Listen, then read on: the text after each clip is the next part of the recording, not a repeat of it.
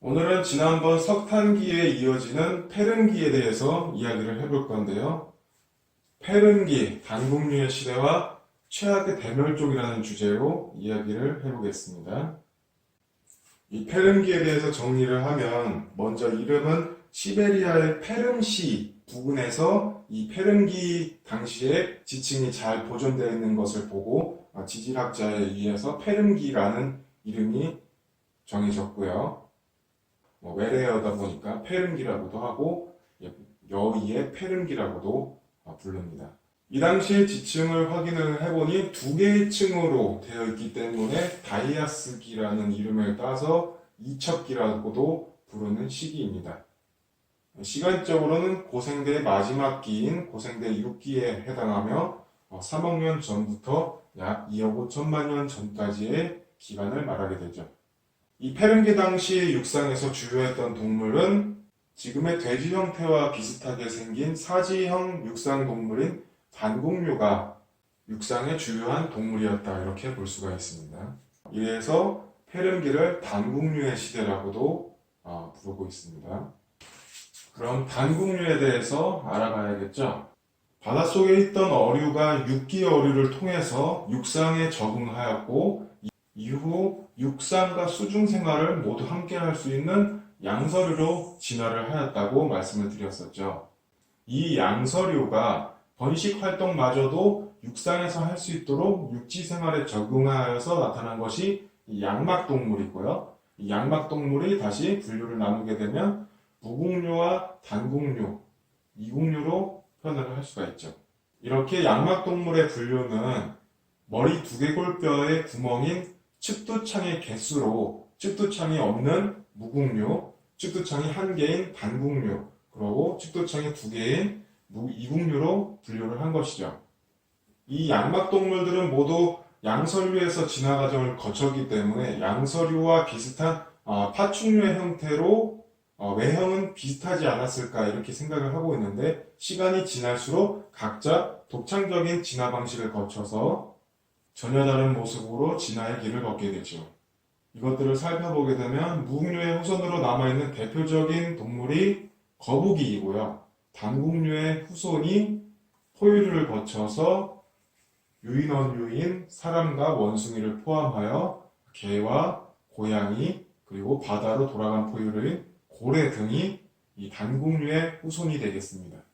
그리고 이국류의 후손은 고대 파충류부터 진화하여서 현재의 악어로 이어지는 파충류 계보가 있고요. 그리고 공룡으로 진화하게 되는 지배 파충류로 나뉘어져서 용반류와 조반류, 수강류와 용강류의 공룡이 등장을 하였고요. 이후 대멸종을 겪고 나서 이 공룡들의 후손은 수강류의 조류만이 현재까지 남아있게 되죠. 단국류와 이국류의 형태를 살펴보게 되면 외형적으로는 비슷한 모습이었을 것으로 추정이 되지만, 그 특징을 살펴보게 되면 단국류는 포유류의 특징이 나타나고 이국류는 파충류의 특징이 나타난다는 점에서 큰 차이가 나타나죠. 먼저 포유류와 파충류의 특징을 살펴보게 되면 포유류는 일정한 체온을 유지하는 내온성 동물이라고 볼 수가 있고요. 파충류는 외부 기온에 따라서 체온이 변화하는 외온성 동물이라고 볼 수가 있죠.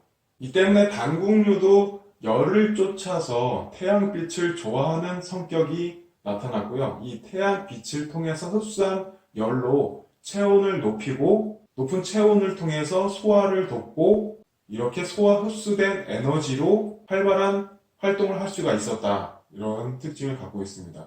반면 이국류는 파충류의 특징을 따라서 먹이를 섭취하고 외부의 기온이 낮으면 체온을 떨어뜨려서 소화를 늦추고, 이렇게 천천히 오랫동안 소화를 하면서 에너지의 소모를 줄이는 방식으로 진화를 하게 되죠. 이 때문에 단국류는 먹이 섭취를 하고 빠른 소화로 에너지를 생산해내면서 활발한 활동을 할 수 있는 반면에 소화를 위해서 많은 에너지 소모가 따르게 되는 단점도 가지고 있었죠. 반면에 이국류는 먹이를 섭취하고 늦은 대사활동으로 활동성은 떨어졌지만 소화를 위해서 많은 에너지 소모가 필요 없었기 때문에 한 번의 먹이 섭취 활동을 통해서 오랜 시간 생존이 가능하다는 장점을 가지고 있죠. 이처럼 외형적으로 단국류와 이국류는 비슷하지만 그 성격은 전혀 정반대되는 장점과 단점을 가지고 있다고 볼 수가 있습니다. 때문에 페른기 시기에는 빠른 대사 활동으로 활발한 활동을 하던 단국류가 장기간 은신과 매복 활동으로 사냥을 하는 이국류에 비해서 보다 활발한 육상 생활을 할 수 있었기 때문에 이 페른기를 단국류의 시대라고 부르게 되었죠. 그렇게 단국류가 육상의 질서를 지배하는 주요 동물로 자리할 것 같았지만 페른기 말 약 2억 5천만 년 전 대멸종이 발생하면서 단국류의 시대도 막을 내리게 됩니다. 그 과정을 간단하게 요약하면은 이것과 같고요. 이 세 번째 대멸종이었던 페른기 대멸종에 대해서 살펴보겠습니다. 우주와 지구는 그 속도가 매우 느려서 마치 멈춰있는 것처럼 보였지만 사실은 지금도 꾸준하게 활발히 활동을 하고 있었죠. 잠자는 폭탄과도 같았던 이 지구의 지각 활동으로 인해서 세 번째 대멸종이 촉발되었다 이렇게 볼 수가 있는데요. 그 과정을 살펴보게 되면 지구 내부에는 내핵이 있고 외핵이 있고 멘틀과 지각이 있다고 했는데 이러한 지구 내부의 활발한 활동에 의해서 지각 이동 운동을 하게 되고 지구의 지각들이 하나로 모였다가 떨어지는 활동들이 지구 역사에는 몇 번의 과정이 있었는데요. 약 3억 년 전쯤에 모든 대륙들이 하나로 모이는 마지막 초대륙인 판게아가 형성이 되었고 이 페른기 말에는 지진이나 화산 같은 다양한 지각 활동들이 나타나게 되죠. 이 과정에서 화산가스가 방출되었고 이 화산가스에는 이산화황이나 이산화탄소, 염소, 플루오가스 같은 것들이 있었는데 이 가스들이 대기 중에 물과 만나서 염산, 황산, 탄산, 플루오르와 수소산 같은 산성 물질로 바뀌어서 산성비의 형태로 땅으로 떨어지게 됩니다. 이 산성비에 의해서 육지에 있던 식물들이 죽고 숲이 파괴되어서 생태계가 급격히 붕괴되기 시작하죠. 또한 이때 방출된 화산가스에는 이산화탄소를 비롯한 온실가스가 있었는데 이 온실가스의 영향으로 기온이 상승하게 되었고 지구의 추운 극지방이었던 시베리아의 얼음을 녹이게 됩니다. 극지방에 얼어붙은 땅을 툰드라 지역이라고 하는데 극지방의 얼음 밑에는 가스가 냉동 상태로 얼어붙어 있는 시베리안 트랩이라고 부르는 기체 수화물 저장고가 있었는데 이 극지방이 따뜻해지자 이곳이 녹으면서 기체 수화물, 온실가스인 기체 수화물이 대량의 가스의 형태로 방출되기 시작한 거죠. 대량의 메탄이 분출되면서 지구의 기온이 급상승하게 되었고 이 악영향으로 인해서 결국 대멸종이 끝날 때에는 당시 존재하던 동식물의 90%가 멸종하는 사태에 이르게 됩니다.